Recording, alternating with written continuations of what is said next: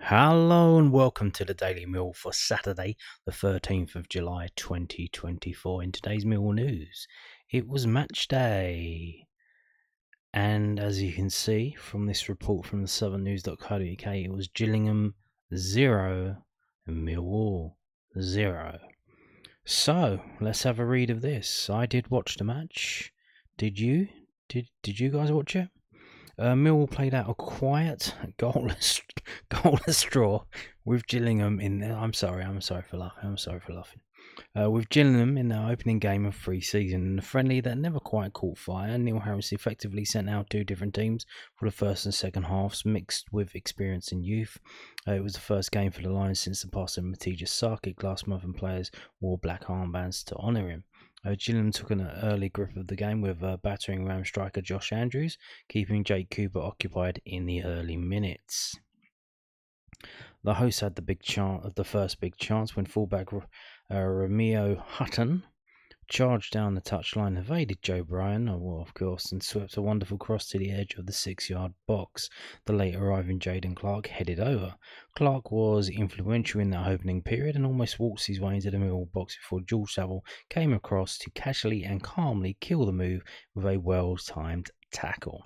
Millwall grew into the game with young striker Tom Lee chasing every ball and debutant keeper Lucas Jensen looking comfortable in possession. They only really began to take control once wide men Duncan Watmore and Romain Esse began seeing more of the ball. It took until 22 minutes for the first real chance at the Raynham end when Cooper mistimed his header from a corner and put the ball wide. Then came the best move of the half as Saville swept a wonderful ball in behind the defence for Bryan. He cut it back into the box on the run before Esse fired over. Gillingham, having retreated into their shell the longer the half went on, suddenly broke through on the Millwall box with Andrews. Young defender Kamal Grant felt he had no choice but to bring down the forward on the edge of the box, and Jack Nolan's free kick flashed wide of the post.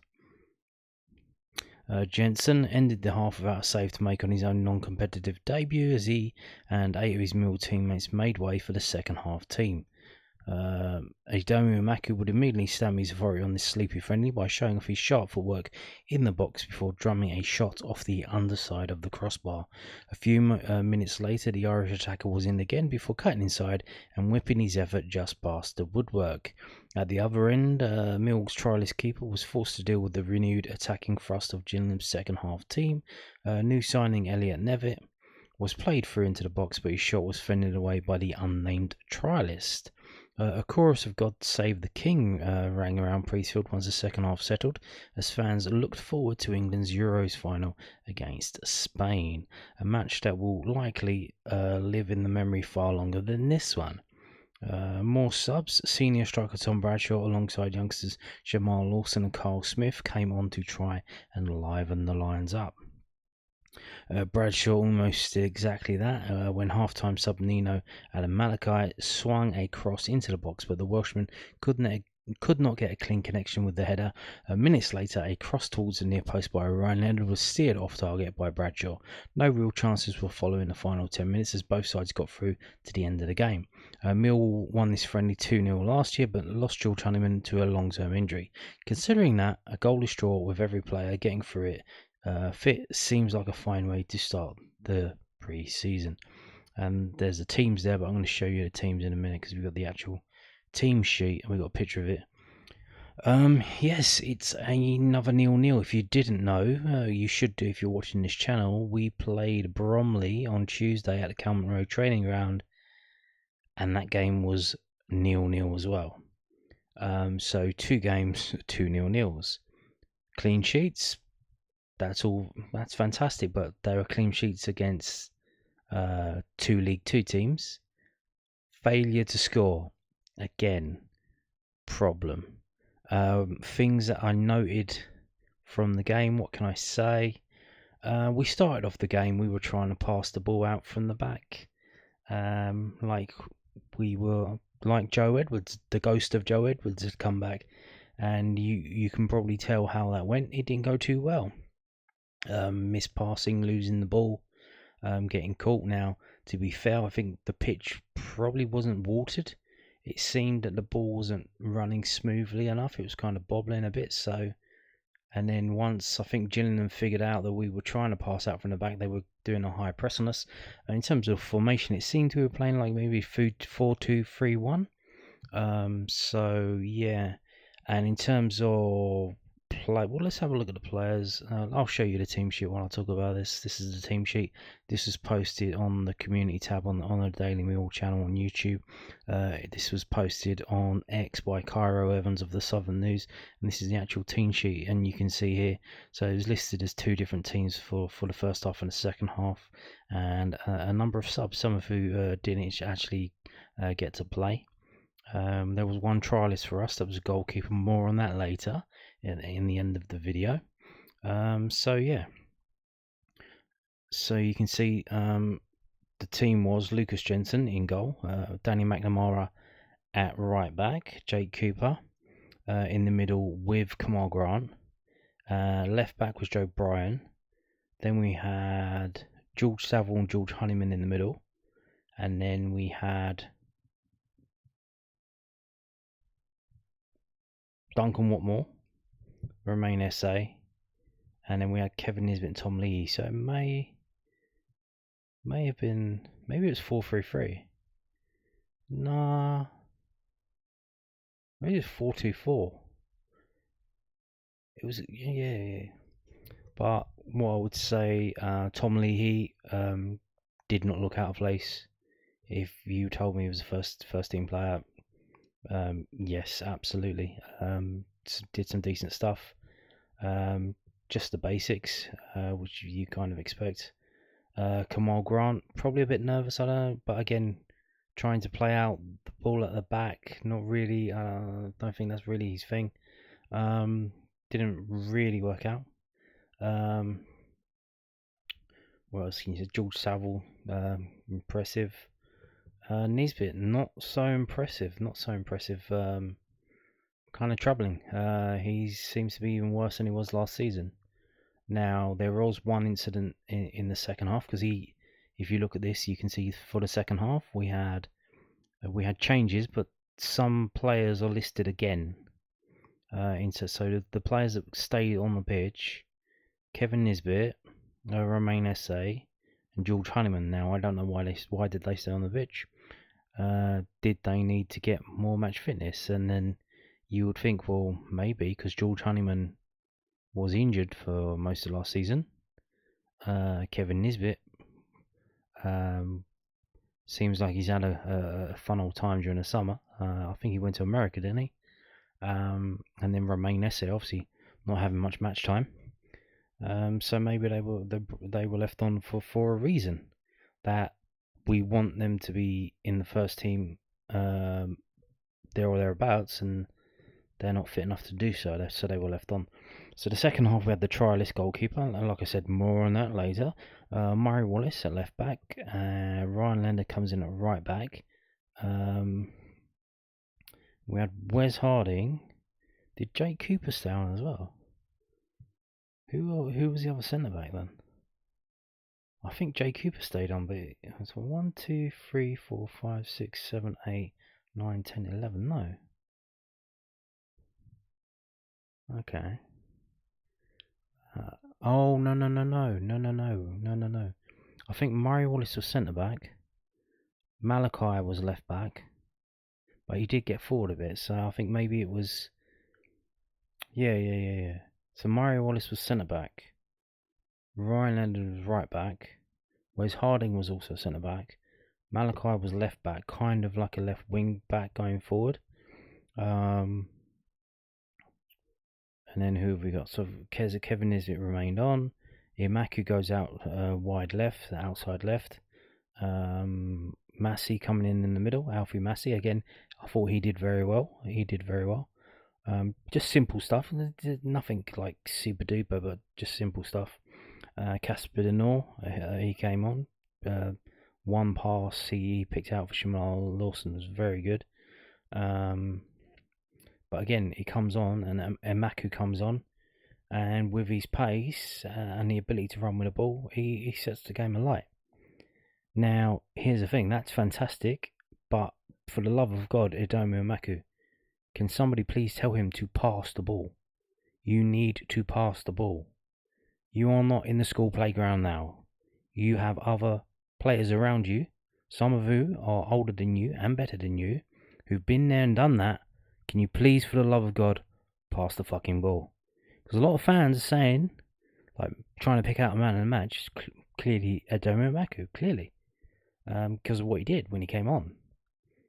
So we can see you're doing stuff. You don't need to score, because he didn't score. He hit the woodwork, and he got in a position where he probably should have set up Kevin Nisbet, because Kevin Nisbet seemed to be moaning about that not being laid off.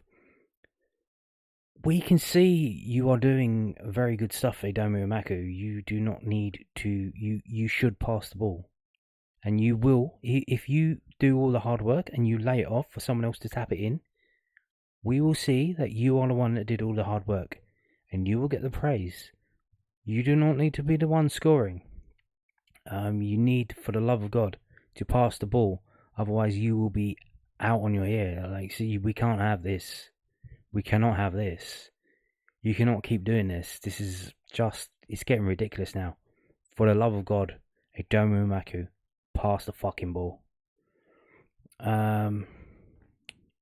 Malachi, yeah, very good as well going forward.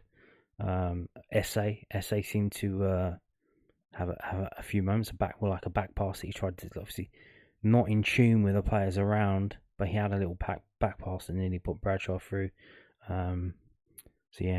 So Bradshaw again. So this is the team that started the second half, and then we had Bradshaw coming on, Carl Smith come on, Shamar Lawson come on. Again, Shamar Lawson pretty good. Well, I would say if you saw Carl Smith and you didn't rate him, because I thought he did take too many touches on the ball, couldn't really beat his man, and didn't really move around and open up space to try and get crosses in. So he was kind of wasted, but he's a fullback. He plays, I think, primary as right back, sometimes as left back. They played him as an outside right to take over from Romain Esse, so that's not really where he's been playing. So, to be honest, I would have thought that in that position maybe Bangor or Williams would have been better, but what do I know? So, yeah, there you go. Now, moving on to this from southernnews.co.uk. Neil Harris, happy players got through Gillingham friendly unscathed as he sympathises with unlucky Millwall forward. It finished 0-0 in Kent in Mill's opening game of pre-season. Neil Harris was happy to see his players emerge from their match against Gillingham unscathed, as he insisted he learnt plenty from the game. Neither side got out of second gear during the 0-0 draw at Priestfield, the first game in front of fans for both sides this summer. But unlike last year, when George Honeyman picked up a serious injury in this friendly that would keep him out for months, all 22 players who took part for Millwall got through the game. The Lions boss said, first and foremost, the most important thing is it looks like we came through unscathed. As you can see from the two lineups, we're very young at times and we're missing a few players. So if we can get through unscathed, that's the most important thing. Everybody completed the minutes on the pitch and the running afterwards they were supposed to do, so that puts us in a really good place for pre-season.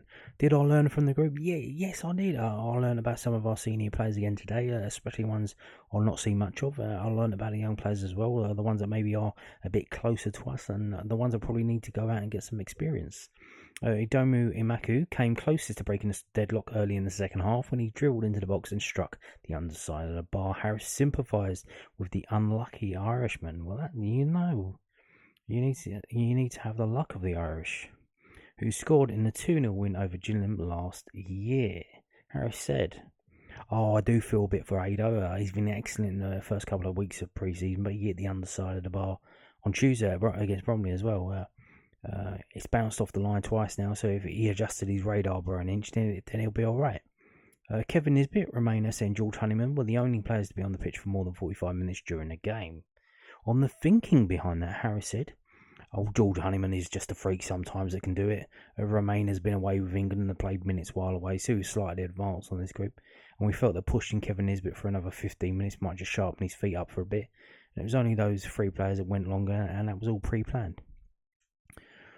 So they stayed on not because they were lacking fitness, because they were the fitter. Sir Romain Esse obviously playing games for England, and George Honeyman seems to be just enjoy playing. But Kevin Nisbet, he kept him on because he hoped that he would score, and it would kind of like boost his confidence or something. But yeah, he did not look good at all, not at all. Now moving on. Now you may have noticed something in all of the training and the game at Bromley and this game here. Did you notice something on the team sheet? There's no Zion Fleming. Where in the world is Zion Fleming? Well, apparently today he was at the training ground getting training, so hopefully he's not going anywhere, but it does kind of make the nerves jangle when you don't see him. Although we did see him on social media. They did an interview because obviously the England-Netherlands game. But that was inside in the gym, and then they had him outside. I think they took the piss a little bit. They got him in an England shirt. It was a bit rude, to be honest. The Netherlands are a fine footballing nation, and to be fair, that England penalty was a bit of a liberty. So this is from the southernnews.co.uk. Wasn't worth the risk. Neil Harris explains Zion Fleming's absence from Millwall Gillingham draw and discusses his new goalkeeper. The Dutchman was missing from the squad at Priestfield. And that was unexpected, remember, because they told us, Neil Harris told us before the game in the preview that the two injured players, Connell Truman and who else is injured? I forgot now. And then they said Tanganga and Langstaff wouldn't play, so they didn't tell us anything, and Billy Mitchell as well. They didn't tell us about Fleming. Oh, Adam Mayer's injured as well. A knock kept Zion Fleming out of Millwall's goalless draw at Gillingham, Neil Harris has revealed. The Dutchman was one of the few senior names missing at Priestfield Stadium this afternoon, with Billy Mitchell and new signings Japhet Tanganga and Macaulay Langstaff also absent. Harris expects the 25-year-old to be back soon. Speaking after the 0-0 draw, he said, Zion's had a knock throughout the week, so today just wasn't worth the risk. Zion was back in training yesterday with a group, and today at the training ground with Jaff and Macaulay. It was a session with some under-21 players, and they'll be back in full training on Monday.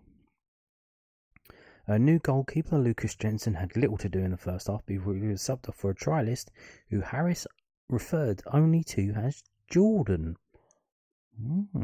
Asked if he wanted his new Danish goalkeeper to have more to do on his non-competitive debut, Harris said, "Oh no, not at all. He gets tested every day in training. He's only been here a couple of days, and today we didn't want him to kick too many balls, and we didn't want him to have too much to do. We didn't want him to get injured. At the moment, we have Connell Truman and 3 under-21 goalkeepers all injured, and we're just really short of players in the goalkeeping department, which is why Jordan was in to have a look at, and we could look at him, and I was delighted he didn't have too much to do." So interesting stuff there. So obviously we were told beforehand that maybe Dylan had died. We saw a picture of him playing at the training ground against Bromley, and it was expected that he would play some part in this game. No, he's not. So he must have got injured as well. Obviously, we know George Evans was injured, but there was a picture of him in training. So, and then we've got Ethan Waddy. He was injured at the end of last season. I think he just done something to his legs. And Connell Truman all injured. So yeah, bizarre stuff going on in the goalkeeping department now. The curse just keeps on coming. Now moving on to this. Here we go again from the southernnews.co.uk. Neil Harris discusses the recruitment of Lucas Jensen and the huge potential of the goalkeeper ahead of his non-competitive Millwall debut. The Danish stopper should get some game time down in Kent this afternoon. And obviously this was written before the game. Neil Harris believes new goalkeeper Lucas Jensen has huge potential, as he explained his delight in getting 3 deals over the line. The Danish stopper became the third signing in 4 days after Millwall managed to land Lincoln City's number 1 keeper. Striker Macaulay Langstaff arrived first before Japhet Tanganga made his return to the Den. Neither outfield player will be on the pitch for Mill's opening friendly of the season in Gillingham today, but fans will get a glimpse of their new 25-year-old keeper. Harris said, for different reasons. We've been looking to recruit different players in different positions. I was delighted with Macaulay Langstaff at the start of the week, followed by Jaffet, who I know has been a hugely popular signing in the changing room, and he will be with the fan base as well. And then obviously Lucas coming in just in response to the goalkeeping situation with us losing Matty, which was a huge blow. It was a position we need to fill. We need to have 3 goalkeepers that are competitive this year.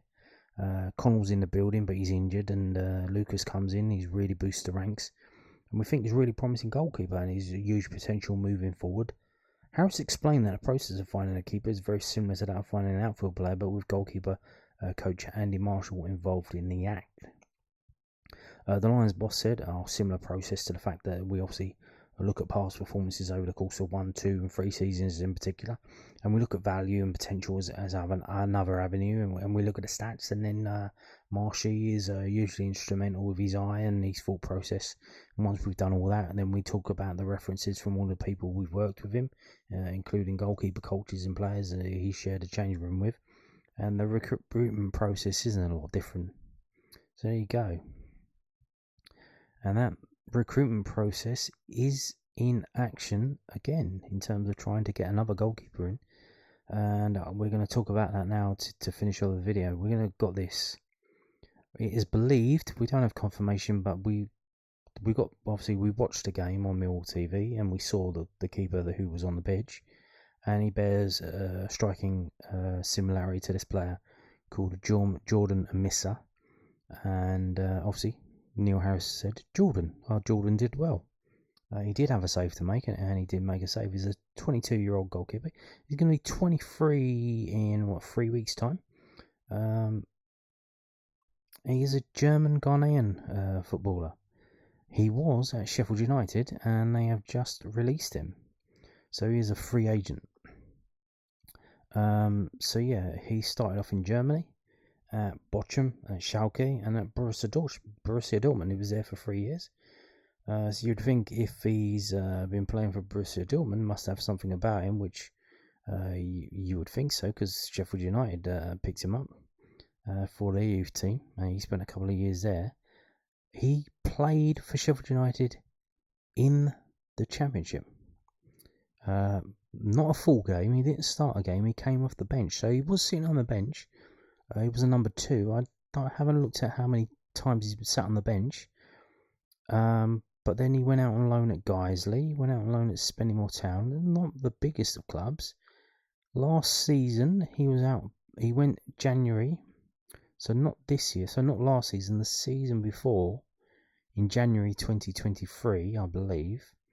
He went to Burton Albion on loan. So, there you go. Now, if we go to his Wikipedia page, it says here on the 29th of May 2024, Sheffield United said they'll be releasing him. A few weeks ago, apparently, he played for Partick Thistle. So he played a trial game for Partick Thistle, and he was on the bench for a friendly against Heart of Midlothian. So I don't know if he got on or what, but this time he's actually played for Millwall. He's not played that much. He has not played that much. Now, I don't know if this is just the English stats and the German stats aren't listed, but I think the German stats are youth teams, so I don't think it's actually a men's football that he's played in Germany. He's come to England to play men's football. And he's played, we'll look at that in a minute, but he's played like 18 minutes. Now, obviously, we've mentioned before about Premier League teams. Premier League teams signing up goalkeepers to sit in the training squad to not even use, much like what England have done. England have brought along another 4th goalkeeper who will be there for extra training. He's not even involved. He's not in the squad. He's just there for training. So that's kind of similar to what the Premier League teams do. They have an extra training, so that guy can do training with the outfield players, and the goalkeepers can go off do goalkeeper training, specialised goalkeeper training. So what was, I don't know what he was doing at the Premier League Sheffield United last season. Obviously we only have his appearances. We don't have any times he was an unused substitute. But we know that while he was at Sheffield United last season, well, not last season, the season before, he went out on loan to Burton and made 2 appearances, 3 appearances, 1 in the FA Cup. So let's have a look at that. So here we go. As you can see here, he came on for Wes Foderingham, League One Wes, on the 78th minute due to an injury. And by that time, I believe it was already 1-1, so I don't think he had to make 1 save. And then he goes on loan to Burn for some reason in January. It seemed like they throw him straight in and put him in the FA Cup game. And they lose that 1-0 to Grimsby, which is a bit of upset because I think at that time Grimsby were in League 2. They may have even been in the National League, so that's not good. And he got a yellow card in that game. And then the week after in the league, so I don't know if they had a goalkeeper injured or what, they play him against Shrewsbury and they lose 4-0. And he's not seen again until the end of the season in May. He comes back in May 23, but he does keep a clean sheet. So, but again, if this guy comes in and to be our number 2, he hasn't really done much. Does that mean he's not a good goalkeeper? No, there are loads of goalkeepers aren't doing much. Like I said, they're being paid by Premier League clubs out obscene amounts of money to just turn up and train, to help in training, and then on the weekend they're not involved in any games. They just go home and spend time with their family. Like that, the geezer at Man City who's getting all these medals, he hasn't played a stitch. So yeah. Now let's move on. Here we go, Jordan Amissa from fbref.com, and we can see what he's actually done. This website doesn't really have much details for League One. They do have a bit for the Championship, but we do have this here. So, like we've seen, 2 games in League One, 2 starts, conceded 4 goals, 7 on shots to target against, 4 saves he made. That's 57.1% save percentage. In terms of the Championship, like I said, 13 minutes on the pitch. There was 1 shot on target against him. He had to make that save. He made the save, and he kept the score being a draw. And that was a team that when they finished second that year. So there you go. In terms of his passing, I don't think his passing is all of that good. I think if we scroll down, there's some stuff that we can see. Like I said, the Championship stats are there, but he's only played 30 minutes in the Championship.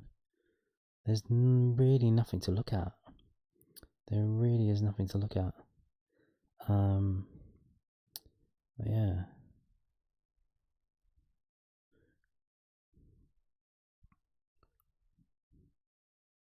So what's his passing? So he's attempted 8 passes. He's only completed 2, and that was in the 13 minutes of Championship football that he had. And you can see he's long passes, all 6 of them. None of them went to anyone. So for a Millwall player to not be able to kick the ball long, it's not really the way we want to play, is it? In terms of goal kicks. So hopefully he's improved on that. Now that was 2 seasons ago, and he's only 20, so he would have been 20 at that time. He's 22 coming up to 23 now, so hopefully that's a lot better. So like I said, 13 minutes on the pitch, there's not much to go on. He touched the ball 9 times in the Championship. That's all he's done in the Championship, really. He's touched the ball 9 times. So you would like to think, is this guy really being considered for a place in the Mill squad, or did they need a goalkeeper for that game because they've got so many goalkeeping injuries, and this guy needs to play, or like he's been on trial at Partick Thistle, he played in a game, obviously he comes to Millwall, he can play in a game and he can show that around. You can use the video of that, especially the save he made, which was a good save, and he can show that to people, say, hey, can I get a contract? Maybe not a Millwall, but maybe somewhere else.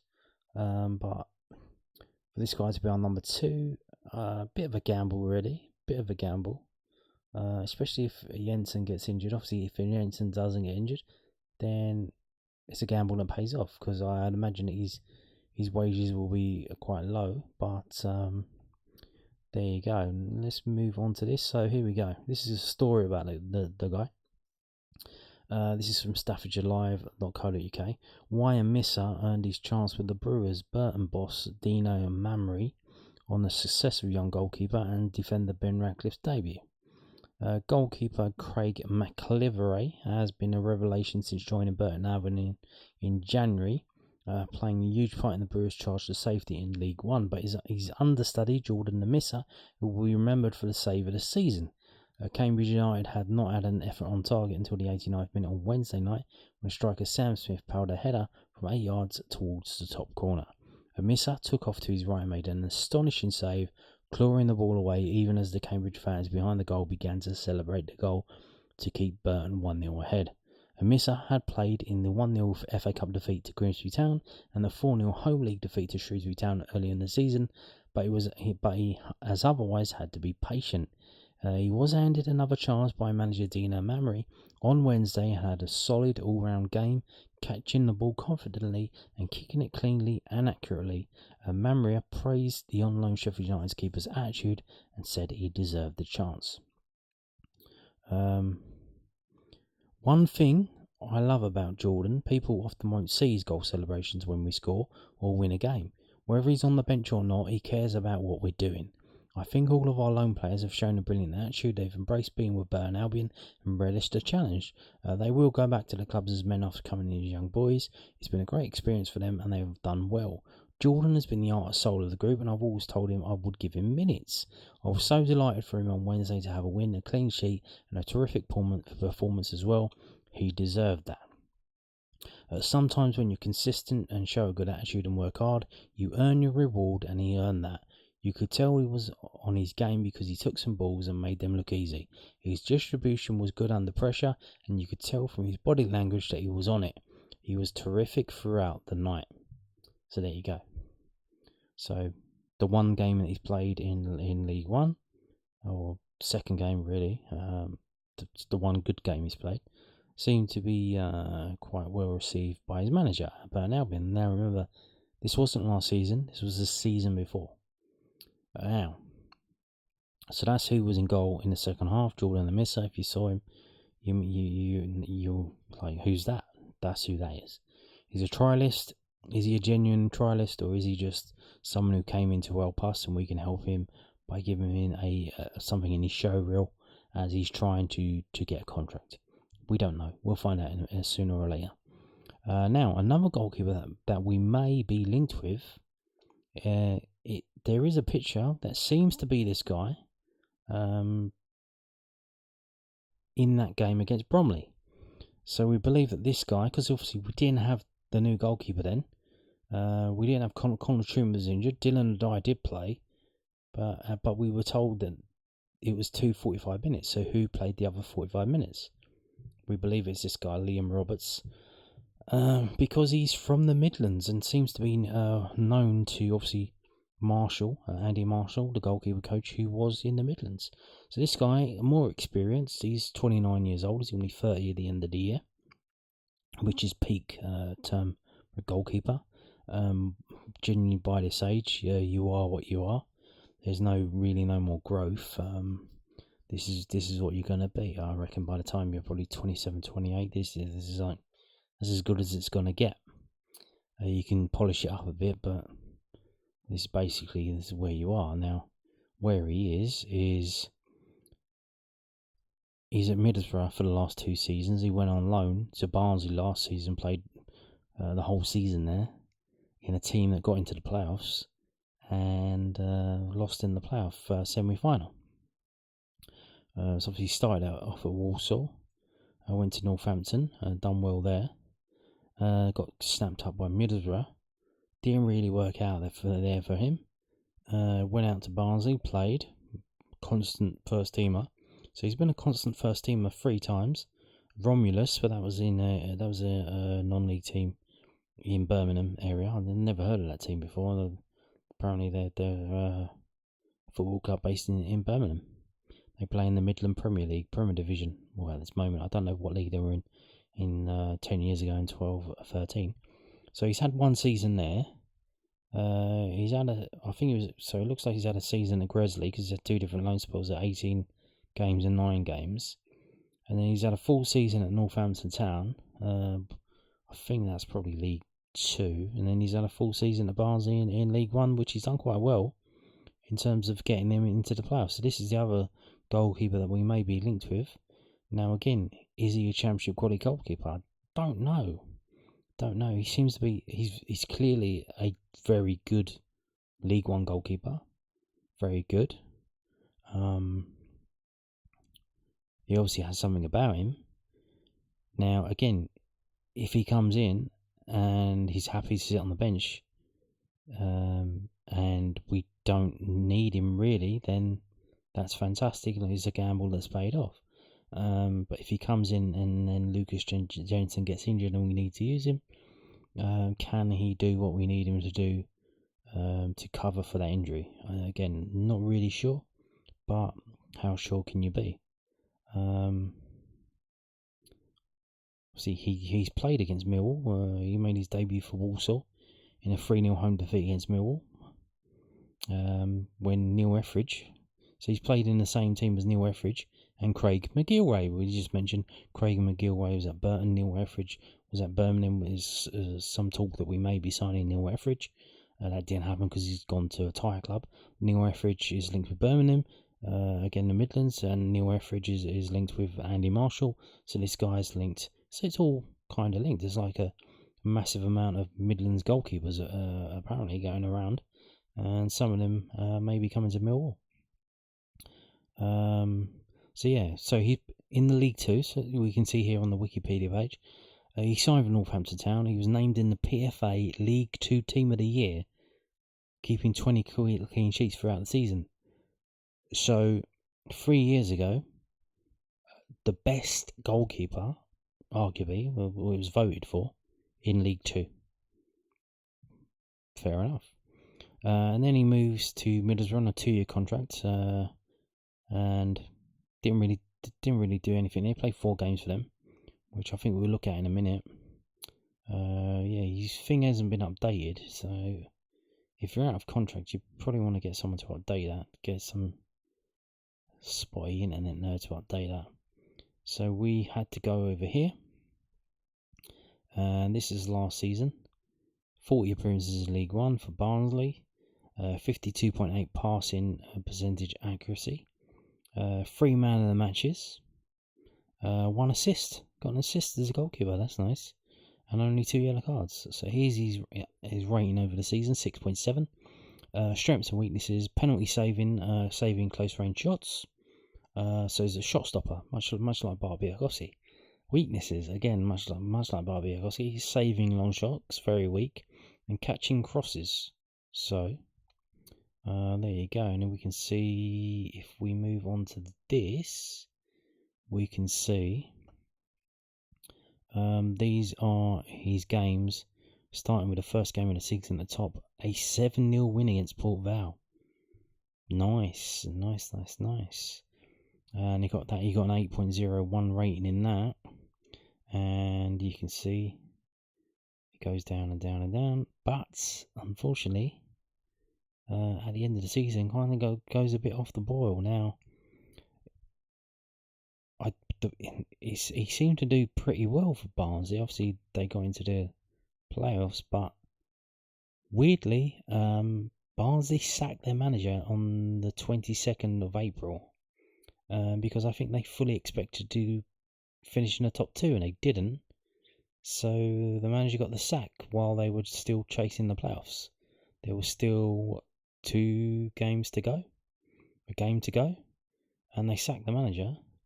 And you can see during that time, that turbulent time, we've got a 5.29, we've got a 5.33, we've got a 6.22, we've got a 4.99 in the playoff semi-final, 3-1.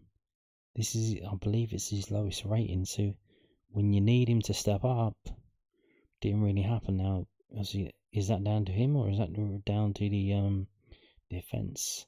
So if we sort this by rating, you can see he's got 4 8s, fair old few 7s, 6.5 and above, and then the rest are 6s, and we've got 5 5s and 1 4.99, which is quite bad.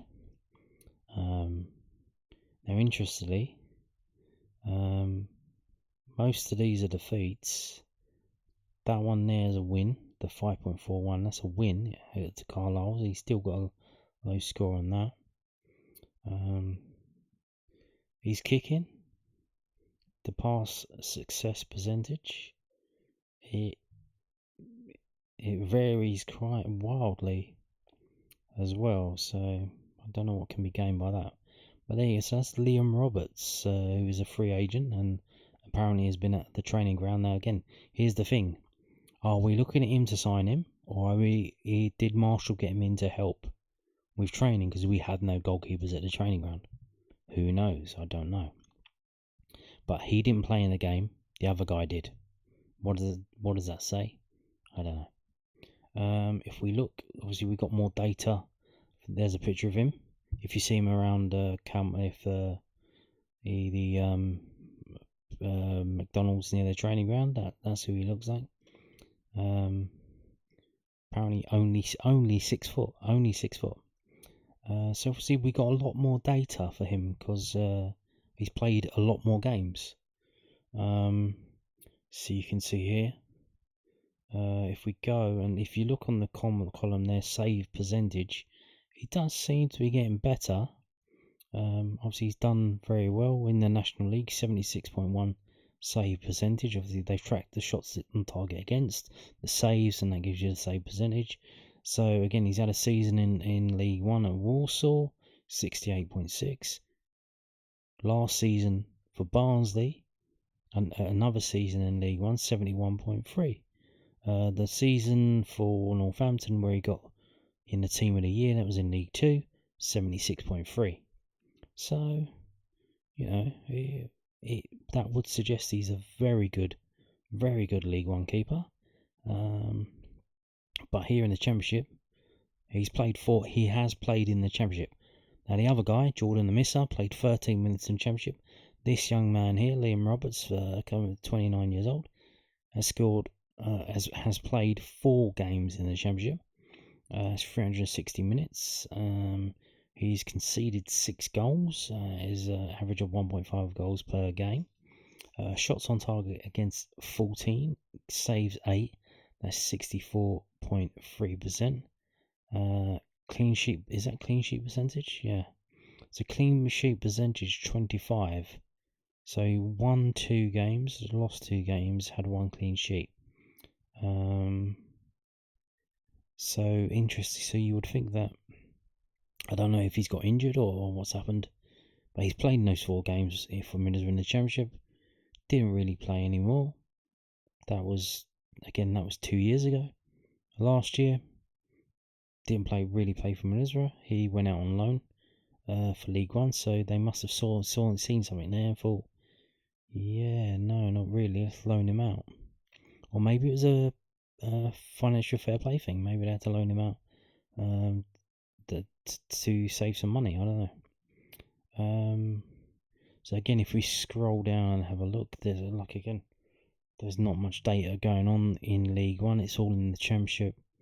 So the XG against him, can we see that? Post shot XG per shots on target is 0.27. The actual goals was 1-2. So that's not very good, I don't think. In terms of again passing, 109 attempts at passing, 26 throws, 45% were long balls, and the average length is 39.1. That's not very good. Is that average length overall or average length for his launch balls? Because that's not very good. Oh no, yeah. This one's more goal kicks. So for goal kicks, they're always launched. 26 attempts at goal kick, 84.6%, and the average length is 58.8 yards. So that's not too bad. So there you go. What is this? Let's skip that. Passing wise, so 130. So in those 4 games, so here's the thing as well. Here's the thing. Maybe the Middlesbrough, they do all this tiki-taka shit. They're following Man City. They want to keep it. They can pass the ball. If he ain't that, then they tried to put a square peg in a round hole, and it didn't really work out. Maybe that's what's going on, because this seems to me like a lot of passes for a goalkeeper who played in 4 games. He's had 135 passes in 4 games, 83 completed, so 61.5 completion rate, 2,698 yards distance. So 17 short passes, 33 medium passes, 85. No, not really. They were telling him to pump it long. Yeah, so yeah, they were telling him to pump it long. It wasn't doing the tiki-taka. What's that there? Possession. Okay. Playing time. Again, will he be happy sitting on the bench at Millwall? Maybe that's why he wasn't involved in the game. He's probably already decided, no, not really. I'd rather play, even if that's a team in League One. So yeah. Okay. I think that's about it, innit? It's getting a bit boring now. But so there you go. We have 1 goalkeeper. We need to get 1 more. Who will it be? Will it be Jordan? Will it be Liam? Will it be someone we haven't even heard about yet? Who knows? But on that note, thank you for watching, and goodbye.